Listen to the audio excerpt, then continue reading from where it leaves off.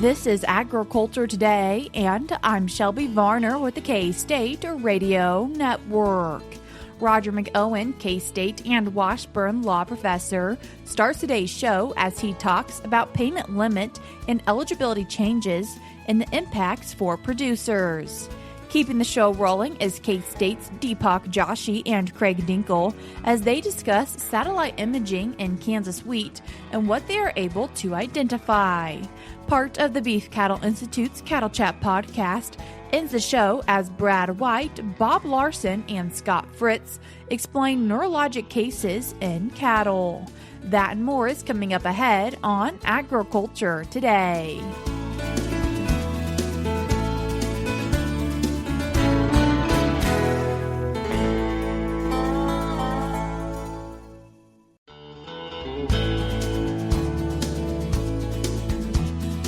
You're tuned in to Agriculture Today, and we start our Wednesday show talking with K-State and Washburn law professor Roger McEowen. Roger, thanks for joining us today. Good to be with you, Shelby.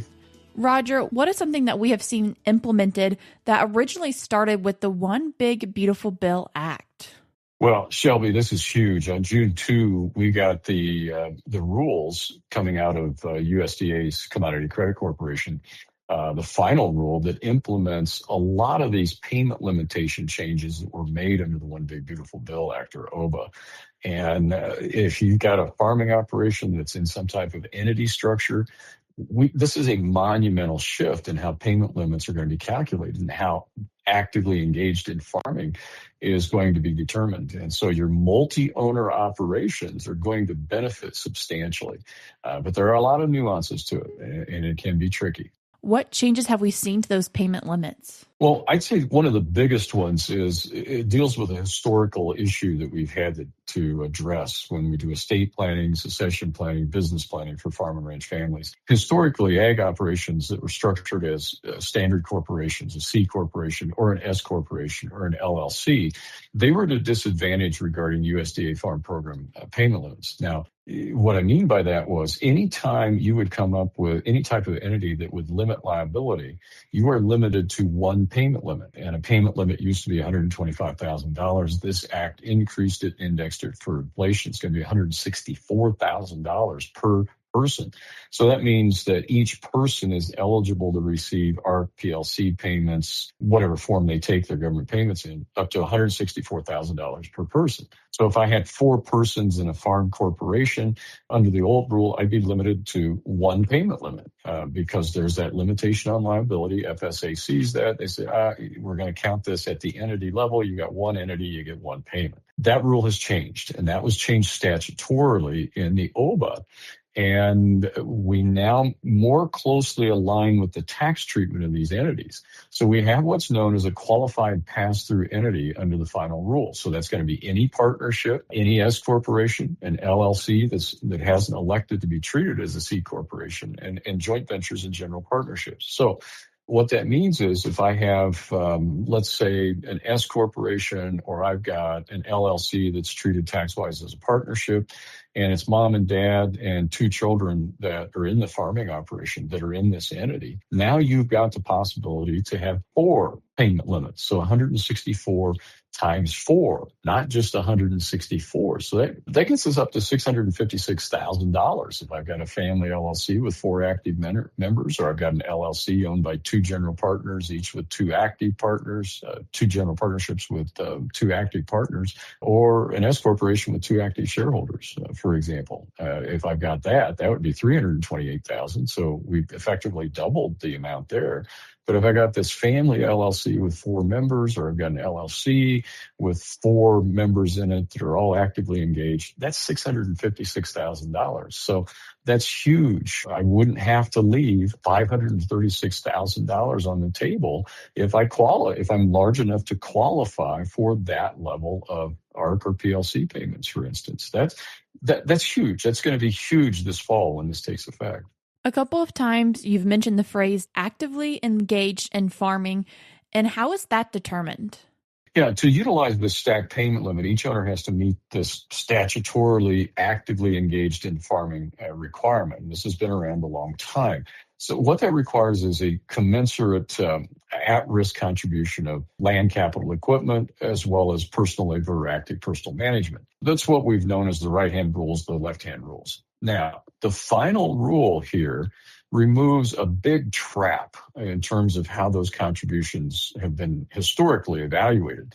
Previously, if an owner or a member received a salary or a guaranteed payment from the entity, that compensated labor or management was just ignored. It was completely disregarded in making the determination as to whether they were actively engaged. You couldn't count that at all.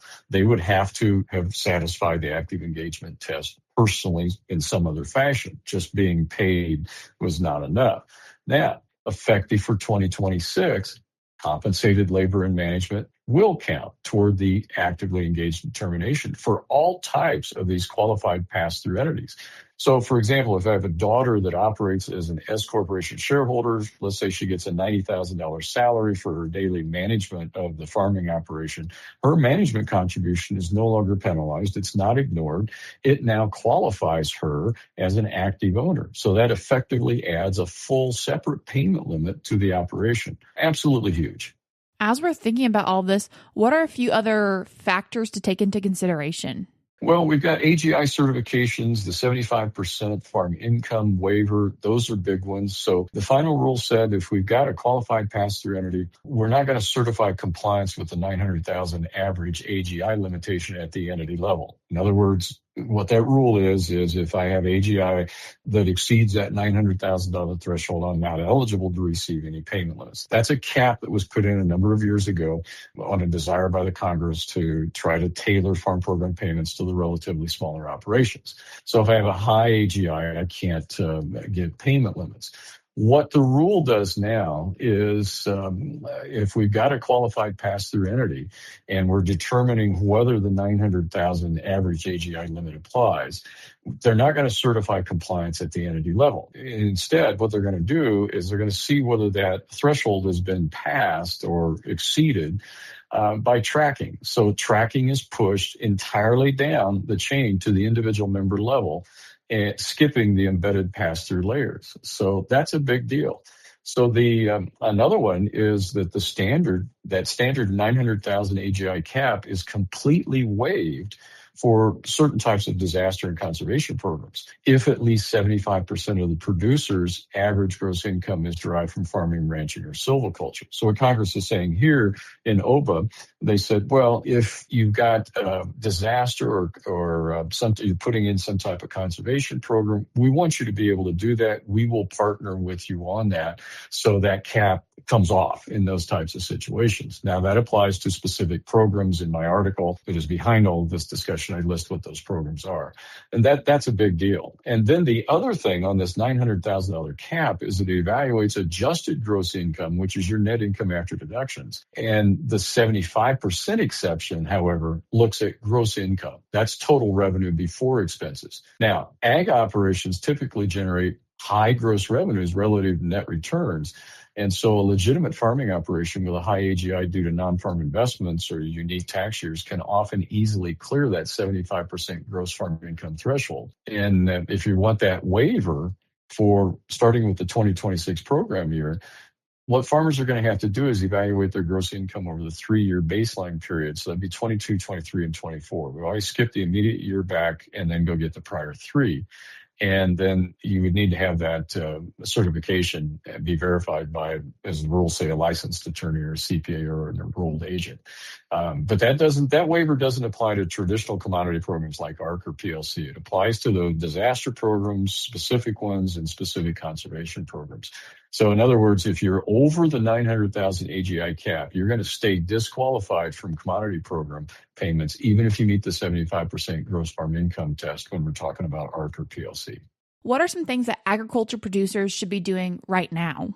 Right now, they need to be talking to FSA. They need to get their updated operating plans done. So they need to prepare and submit the revised entity certifications to FSA They've got a September 15 deadline on that they're going to deal with. I would suggest doing that well in advance of September 15.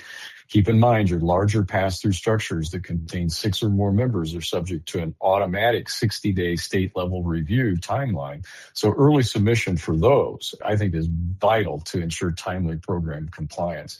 And if you're at or near or above the 900,000 AGI threshold, get with your tax preparer, your tax professional, to isolate your gross revenue streams for 22, 23, and 24 to verify compliance with that new broader 75% farm gross income exception for disaster and conservation programs. And then I'd say document everything and document every owner that might count toward a stacked limit, that anybody that's contributing significant commensurate capital, land, or equipment, along with personal labor and management, that's truly at risk. We want to make sure you collect all of those people and show FSA that they're entitled to a payment. Those would be the big things to do now. Roger, then from your perspective, how do you see this impacting agriculture? This is huge. We saw this last year and looked at this and ran some numbers on this in terms of the additional ARC or PLC payments that'll be paid this fall compared to last year. It could be 4 to 5 times as high. We'll see how it shakes out in the end, but this is why you've heard USDA talking about bridge payments. The bridge was to get us to this fall because this only takes effect after the current government fiscal year ends, and so the 2026 crop year, those payments are this fall.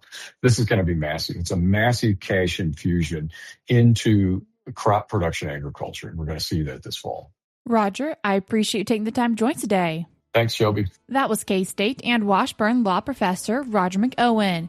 You can read more on this topic by checking out his blog article titled USDA Final Rule Implements Significant Payment Limit and Eligibility Changes. I will link it in today's show notes on agtoday.net. We're cutting to a short break now, but we'll be right back.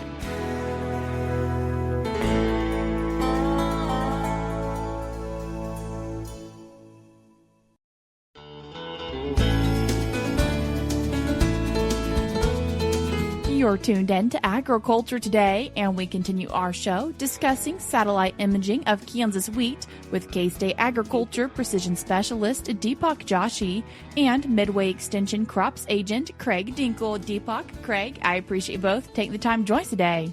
Yeah, thanks for having me, Shelby. Deepak, when we're looking at satellite imaging, what are you looking for when we're thinking about this Kansas wheat field? Thank you, Shelby. Yeah, actually, satellite imaging is nowadays very useful in assessing the in-season growth and health of the crop. And especially right now, it's even more important during the growing season because right now in Kansas, we are experiencing a lot of environmental stress conditions, for example, drought and sometimes freezing temperature as well. So satellite imaging can help us detect the crop growth condition over the time period. They work based on the light reflectance, and they get the information about the crop in different wavelength of the light, which are visible to human, as well as they also detect the invisible light as well, which are not visible to the human eye. So they get the information even more detailed than human eye can see, actually. And what information are you able to get detailed with this?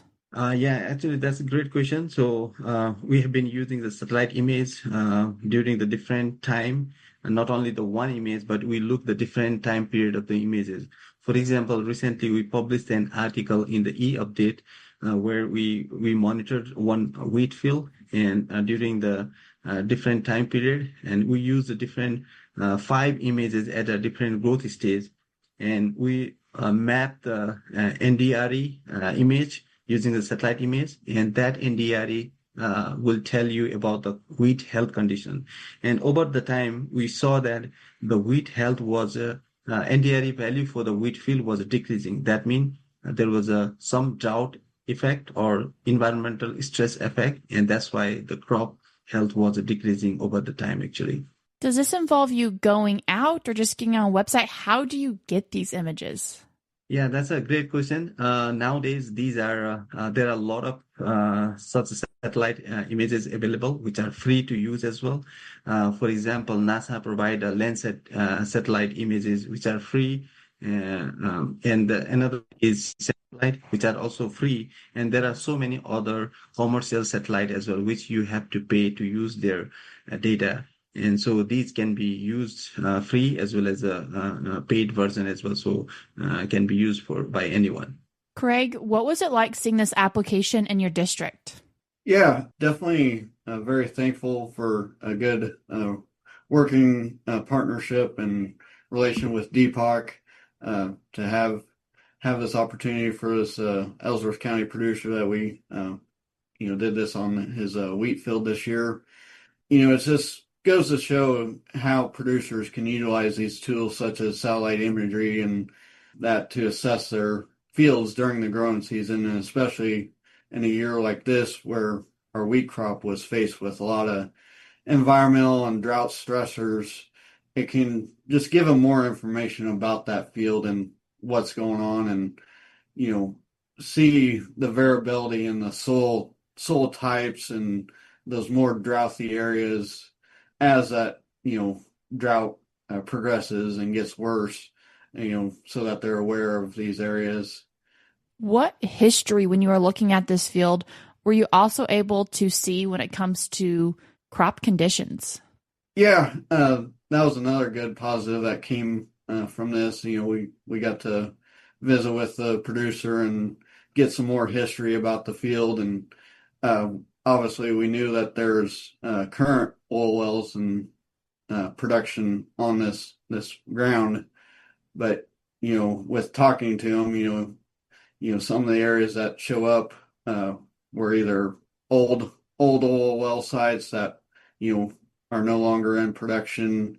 You can see some of the pipelines that go through the field, going to the tanks where the oil gets deposited at the edge of the field. So it's just kind of there again, gives you a little bit more history of some of those activities that might have affected the soil, with a lot of compaction or traffic, disturbances, even a long time ago. So if you're a new landowner or bought a new piece of land and didn't maybe know some of these things, satellite image can also kind of help you make some determination of something's going on to look into or get some history on. With this information, do you see your producer using it as they move forward with this field? Yeah, there again, it's the satellite imagery is just another tool in the toolbox for any producer, whether they're currently using it or looking at getting into it. It can help you there again determine if you're consistently seeing these areas show up year after year.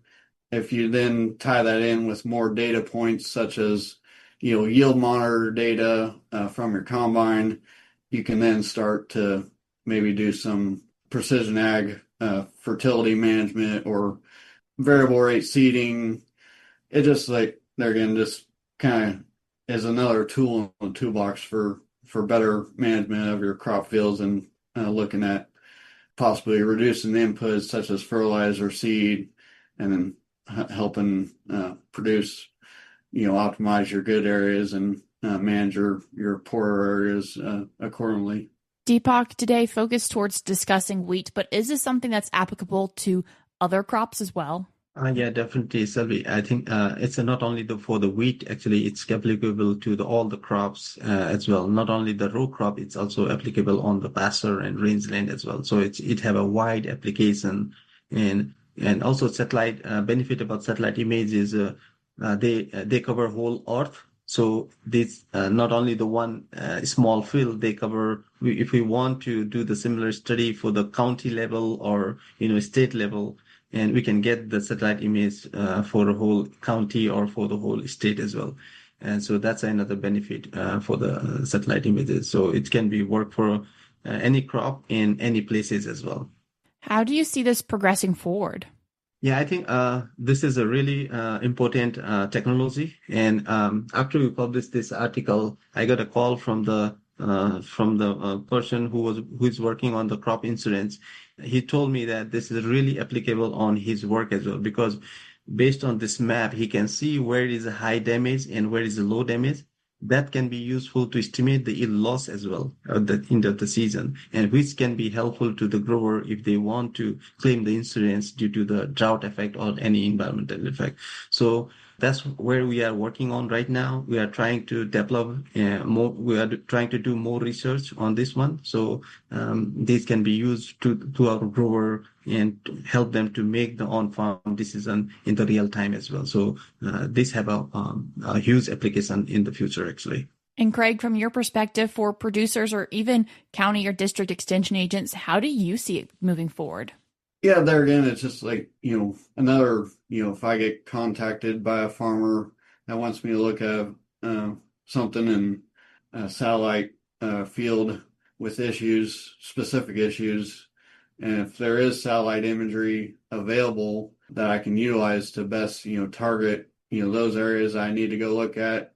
In previous, jobs, I have worked as a crop consultant, scouting fields, and anytime I was able to get a higher view, aerial view, that just helps you, better understand what's going on in that field. And this is the same type of deal. It's just, a satellite image, based on where your areas, where the crop's growing good and where the areas that aren't. So it just helps you target in and be more effective in how you're learning what's going on and getting to the bottom of some of the issues that might be going on in the field. Craig, Deepak, I appreciate both taking the time to join us today.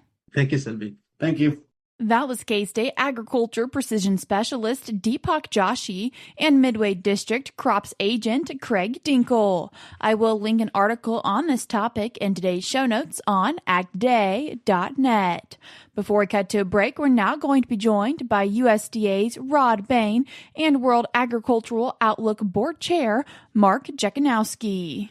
While U.S. wheat production forecasts were lowered in June due to a projected decrease in the winter wheat crop, USDA's June world wheat supply and demand estimates reflect other nations contributing to a 1 million ton production increase from the previous month. Increase this month for world wheat production is driven by very good outlook for the crops in the Black Sea region, in particular Russia and Ukraine. We raised Russia's wheat production forecast by 2 million tons. We're now at 88 million. Also raised Ukraine by 500,000 tons to 23.5 million tons. The growing conditions have been nearly ideal. They've been getting a lot of rain throughout the spring, not too hot, so favorable temperatures, and that's really been supporting the outlook for their winter wheat production. World Agricultural Outlook Board Chair Mark Jekanowski says in addition to the U.S., Australia is also expected to produce less wheat than forecasted in May. I'm Rod Bain reporting for the U.S. Department of Agriculture in Washington, D.C. We're cutting to a short break now, but we'll be right back.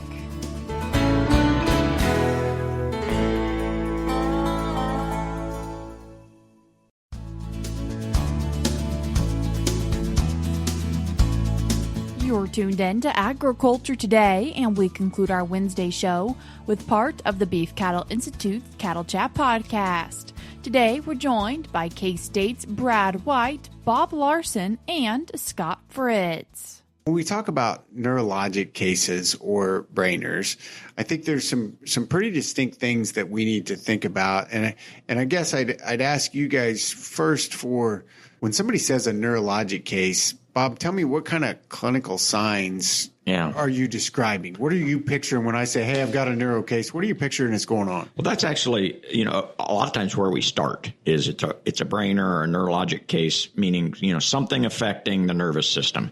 And that can show up, so some of the signs might be just kind of weakness.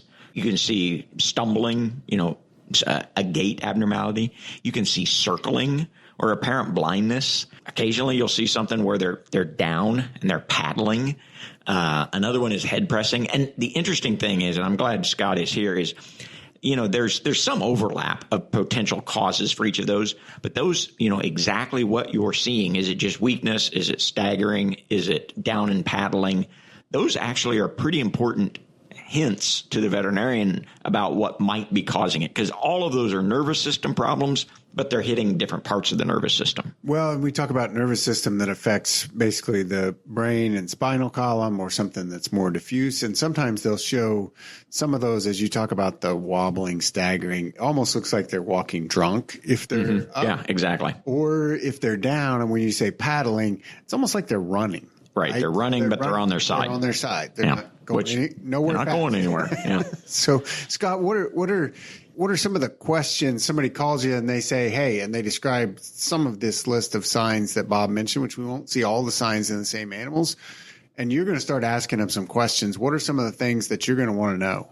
That's a good question. So I want to start. There are some of those. There's some overlap with metabolic disease and some other things that can be pretty subtle, like your gait abnormalities. It could just be, maybe their back end turns sideways a little bit when they walk, or maybe their muscles aren't quite firing like they're supposed to. So you get a little of this incoordination. So it sounds really easy when you make a list of things that you see. It's really not that easy in reality. There's some overlap there. But a lot of the questions, I guess my first question I'm going to ask is what type of animal are we talking about? Are we talking about adult animals? Are we talking about baby calves? Are we talking about somewhere in between? Those aren't the only ones, but is it limited to one age group? Are there a certain type of animal affected? And then the next question is, where are they? Like, what type of housing are they in? Are they in a dry lot? Are they out on pasture? And has any of that changed recently? And those first three questions, I think, narrow a lot of things down. Why does the age of the animal matter? So in toxicology, I get to ignore a lot of infectious disease, but I think this holds true, too, that there's young animals are typically more susceptible to a lot of toxic exposures and infectious disease in a lot of ways. So that narrows it down. If you have only adults affected and no young animals, my differential list changes substantially immediately on the spot. Yeah, and there's a few of those signs, the clinical signs or the description that Bob outlined, that, as you mentioned, they could be tied to metabolic disease. To think about that from a cow-calf standpoint, there are some animals with milk fever or grass tetany that may show some signs that you go, oh, it looks a little bit like neurologic. There are also some young calf diseases and even extreme cases of respiratory disease. They can show some of those signs of walking difficultly or other issues. So we have to do some more in-depth tests, which a lot of times is hands-on for the veterinarian. They're going to want to do a good, thorough physical exam of that animal, figure out exactly what's going on. Once again, that was part of the Beef Cattle Institute's Cattle Chat podcast with Brad White, Bob Larson, and Scott Fritz. If you'd like to hear this full podcast episode, you can do so by following the link in today's show notes on agtoday.net, searching for Cattle Chat on your favorite podcast platform, or by going to their website, ksubci.org. Again, that website is ksubci.org. If you do have a question for this team, you can send it to them at bci@ksu.edu. That's all we have for you today on Agriculture Today, but we'll be back with more for you tomorrow.